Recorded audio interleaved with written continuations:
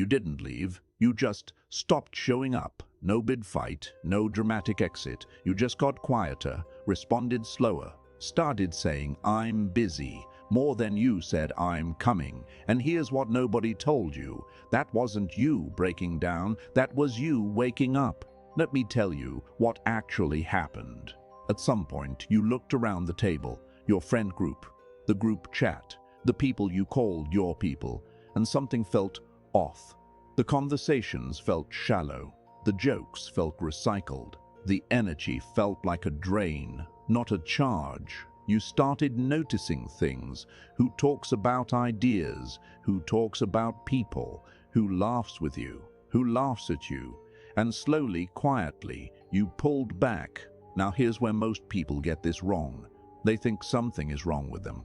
They think they're being antisocial, difficult, cold, maybe even broken. But Friedrich Nietzsche, a man who lived most of his adult life in intellectual isolation, saw this pattern over 130 years ago, and his diagnosis was brutal. He said most people live inside what he called herd morality. The herd needs everyone to act the same, think the same, want the same things, celebrate the same stuff. The herd rewards those who conform and quietly punishes anyone who dares to think differently. Here's how that punishment works in real life.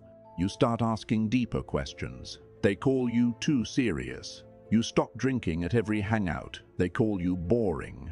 You start working on yourself. They call you acting different. And acting different is the biggest crime you can commit inside a friend group built on sameness. Nietzsche called the people who break from the herd the Übermensch, the ones who choose self-creation over social approval.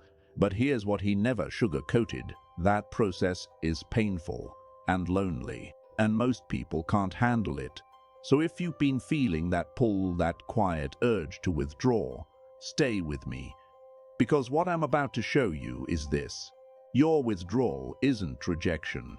It isn't failure. It isn't you being antisocial or broken or going through something. It is the natural psychological response of an intelligent mind that has outgrown its container.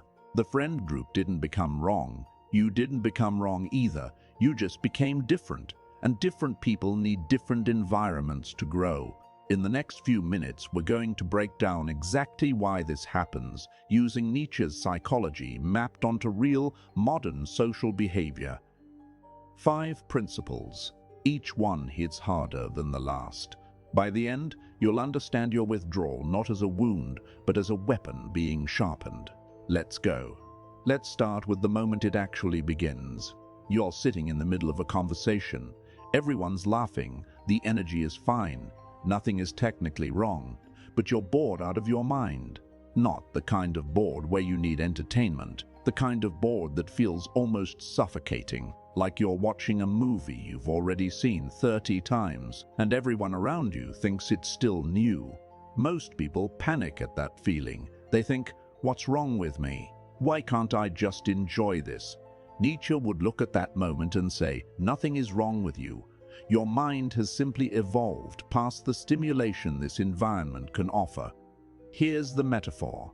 Imagine you're a wolf sitting in a cage with golden retrievers, friendly dogs, good-natured, no malice whatsoever, but they want to play fetch. And you want to hunt. Neither animal is broken, but one of them is deeply, painfully out of place.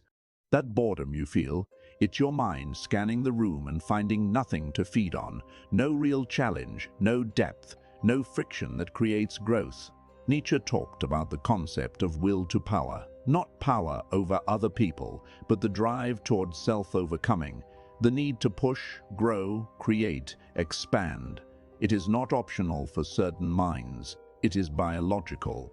And when you're in an environment that has no room for that drive, no intellectual friction, no honest conversation, no shared hunger for something more, your mind will begin to shut the environment out. The withdrawal starts here, not from anger, from boredom. Stop apologizing for your boredom. Stop performing interest you don't feel. Start reading that boredom as data. It's telling you your current environment is too small for where your mind is heading. And that takes us somewhere most people really don't want to look. Here's something psychology has confirmed over and over again. Higher functioning minds tend to replay social experiences more. They notice more. They analyze conversations after the fact. They remember the small moments, the slight, the dismissal, the joke that went just a little too far. While someone else lets an awkward moment go in 30 seconds, your mind is still running it back at 2 a.m. trying to figure out what it meant. That is not a weakness, but if you don't understand it, it will absolutely destroy your relationships. Here's why. When you notice more, you also get hurt more. And when you get hurt in a group that doesn't have the emotional vocabulary to acknowledge that pain, you learn something fast. It's not safe to be fully yourself here. Nietzsche described the inner experience of the Übermensch as a kind of permanent outsider status, not because they're antisocial, but because they are always operating at a frequency the group can't quite match. He used the phrase pathos of distance, a term that describes the natural emotional and psychological gap that forms between people of unequal depth. Let that land, not superior, not better, different depth. When you are someone who processes at a deeper level, who feels more, analyzes more, questions more, you will eventually feel that gap in every shallow relationship you try to maintain. And maintaining it starts to feel like work. Heavy, exhausting, invisible work. So you start to withdraw, not because you hate the people, but because the emotional cost of pretending that gap doesn't exist is simply too high. Stop spending energy trying to bridge that gap by shrinking yourself. The smarter move is to redirect that energy toward finding the rare people who operate at the same depth. They exist, but you won't find them by staying in rooms where depth is penalized. This one is the one nobody wants to say out loud, so I'm going to say it clearly. Friend groups, especially ones formed in adolescence or early adulthood, have an unspoken agreement, an invisible contract. And that contract says we stay the same together. When you start to grow, when you change your habits, your goals, your standards, your mindset, you are in breach of that contract, and the group will enforce it, not with a conversation, not with honesty, with something far more subtle and far more damaging. They'll joke about your new habits, make fun of your ambition, frame your growth as you thinking you're better than them. They'll get quieter when you talk about your goals. They'll invite you to the same environments you've been trying to move away from. And when you pull back from those invitations, they'll say you changed. Here's the Nietzschean truth. You did change. That's the point. Nietzsche's concept of slave morality is exactly this. It's the psychological mechanism that mediocre groups use to keep the exceptional ones in line. It doesn't look like oppression. It looks like guilt tripping. It looks like loyalty tests. It looks like we don't see you anymore. Conversations that are really just social pressure disguised as care. The herd cannot grow if one member moves too fast, so it pulls them back, not always with malice, sometimes with love, but the effect is the same. Your growth threatens the group's comfort. Their comfort was built on the collective agreement to stay still, and you just started moving.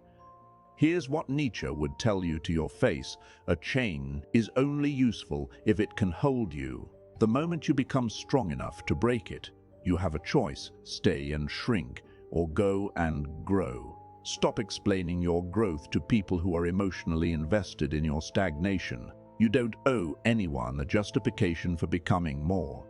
Let your silence speak. Let your results speak louder. Because here's what grows in that silence. Let's talk about what actually happens during the withdrawal. Most people assume that intelligent people who pull back from their social circles are just sitting alone, sad, spiraling, living in their heads, suffering. Some are, for a while. But then something shifts. Because solitude, real, intentional solitude, is not the absence of connection, it's the presence of the self. And for certain minds, meeting yourself fully, without distraction, without the noise of performing for an audience, is the most productive thing that can happen. Nietzsche spent enormous stretches of his life alone, walking for hours through the Swiss Alps, writing in isolation.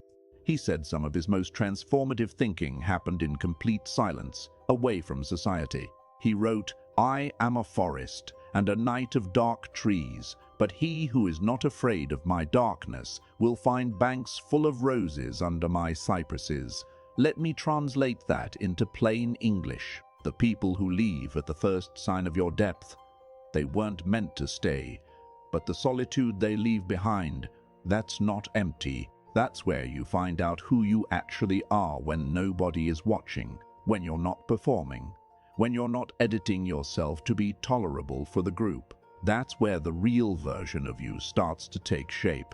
In modern terms, your most creative ideas come when you're alone. Your clearest decisions happen in silence. Your standards sharpen when you're not constantly modifying them to fit whatever energy is in the room. Intelligent people withdraw because, on some level, they've figured out that solitude is a productivity tool, not a symptom of dysfunction.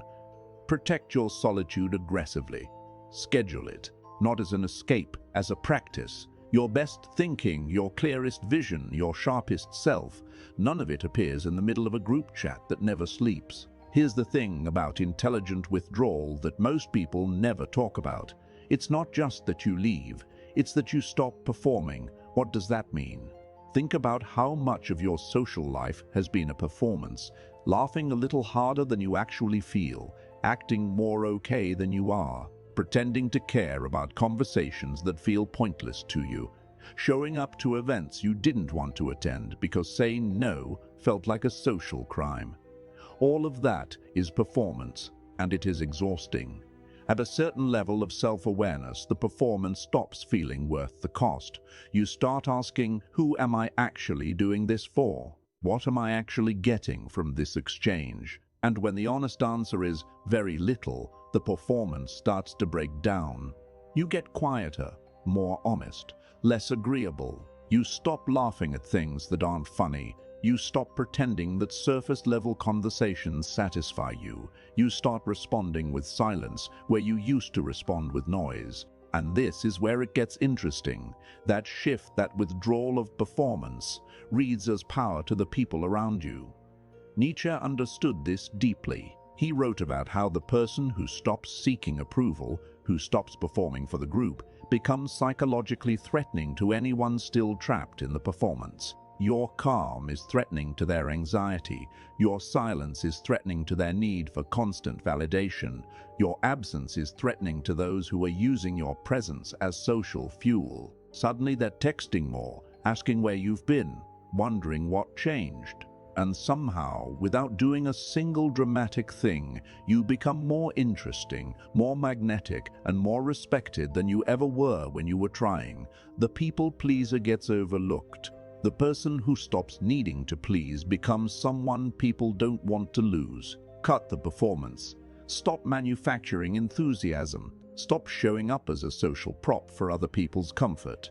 Presence should be earned, and so should your attendance. The moment you stop being reliably available for everyone, people start treating your time like it actually has value. Because it does. This is the one that needs to be said with honesty and without cruelty. Sometimes the withdrawal happens not because the group is toxic, but because you simply grew in different directions. You started reading more. They started watching the same content on repeat. You started caring about your health, your finances, your future. They're still living for the weekend. You started setting boundaries. They're still living for external validation. No villain in this story, just two different trajectories, and the gap between them gets wider every month. Nietzsche talked about the process of self-overcoming, the constant commitment to becoming a harder, sharper, more authentic version of yourself. He believed this process was the highest calling a human being could pursue, but it comes with a brutal trade-off. As you overcome yourself, as you level up, the environments and people who were once a match for who you were start to feel like a mismatch for who you're becoming. This isn't arrogance. This is basic growth mathematics. If you were a size small and you grow into a size large, the old clothes don't fit. You don't hate the clothes, they served you once. But you cannot squeeze yourself back into them just to avoid the discomfort of transition. And yet that's exactly what people do. They shrink themselves, dumb themselves down, hide their growth, play small in front of the group so nobody feels threatened. The cost of that, you start to resent the very people you were trying to protect from feeling bad. You can't win that game. And Nietzsche would tell you to stop playing it. Let the gap exist. Stop managing other people's discomfort with your growth. The relationships that are meant to survive your evolution will adapt. The ones that can't, let them fall away with gratitude for what they were, not guilt for what they couldn't become. Here's the final principle, and this one reframes everything. Your withdrawal is not running away. It is a selection process. When you pull back, when you get quieter, more selective, less available, you are not cutting people out blindly. You are creating a filter. And what that filter does is show you with brutal clarity who is actually here for you and who was here for the version of you that was easy, available, and low maintenance. The people who chase you when you pull back, pay attention to them. Not to play games, but because their behavior tells you something real. They value you beyond your social utility. The people who disappear the moment you become less convenient, that's information too, and it's some of the most valuable information a relationship can give you. Nietzsche wrote about the concept of self-selection, the idea that who you are naturally filters who stays in your orbit. You don't have to cut everyone off dramatically. You just have to become fully yourself. The rest sorts itself out. Most people are too afraid to do that, because becoming fully yourself means losing the relationships that were only built on the partial version. But here's the cold, clear truth. A connection built on who you were pretending to be is not a real connection.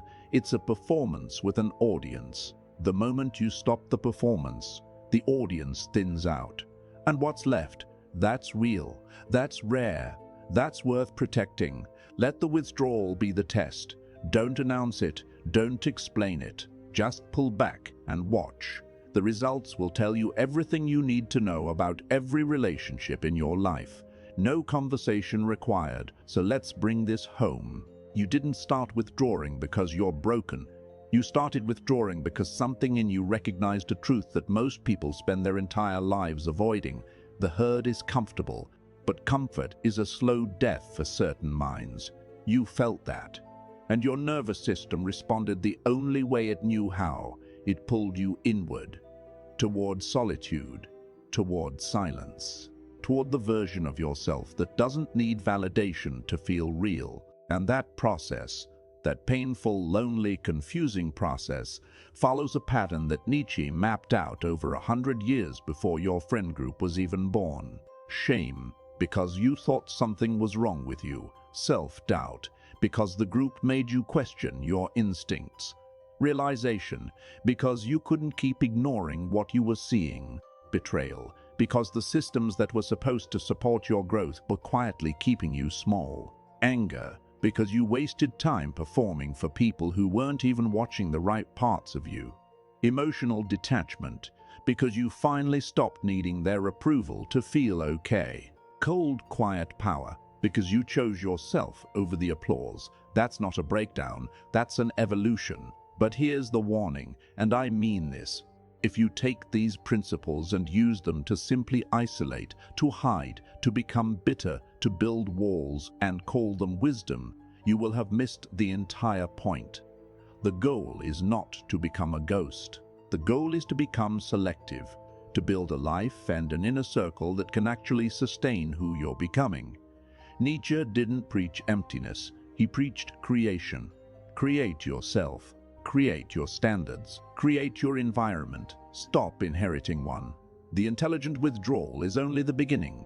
What you build in the silence, that's the real work. I want to ask you something, and I want you to drop the answer in the comments. When did you first realize you were outgrowing a friendship, and what did you do about it? No judgment here.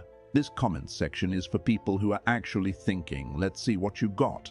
If this video hits something real for you, something you've been carrying quietly, hit subscribe. Because we go deeper than this every single week.